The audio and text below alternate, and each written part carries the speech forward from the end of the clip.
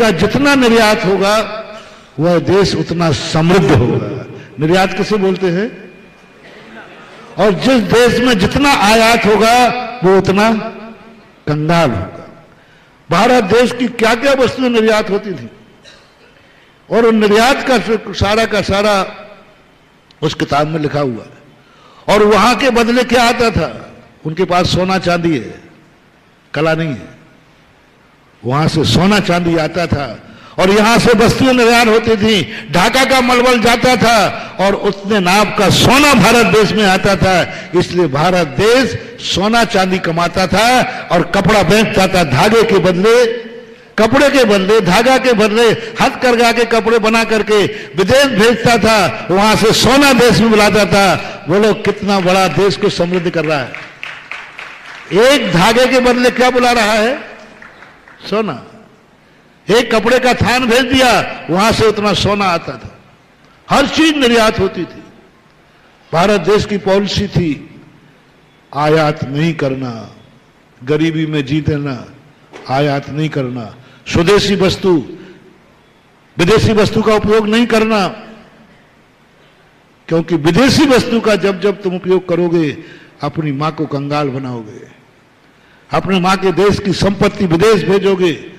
आज बोलो भारत विश्व का सबसे बड़ा आयातक है, मार्केट है, सबसे बड़ा।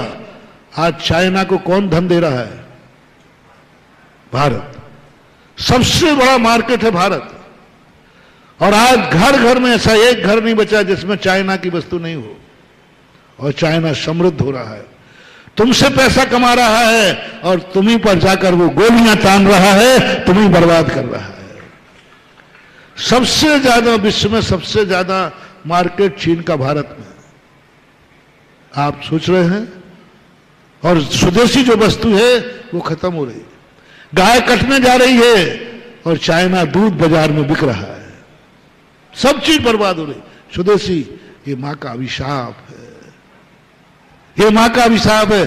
जब जब तुम कोई विदेशी वस्तु उपयोग करोगे तब तक धरती मां अभिशाप देगी, बेटा तू मुझे कंगाल करके चाइना की माता को समृद्ध कर रहा है।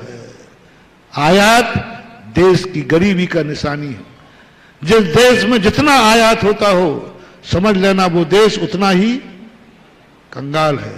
और जिस देश से जितना निर्यात होता हो समझ लेना, आप व्यापार से लगा लो ना, खरीदने में समृद्ध ज्यादा होते हो कि बेचने में?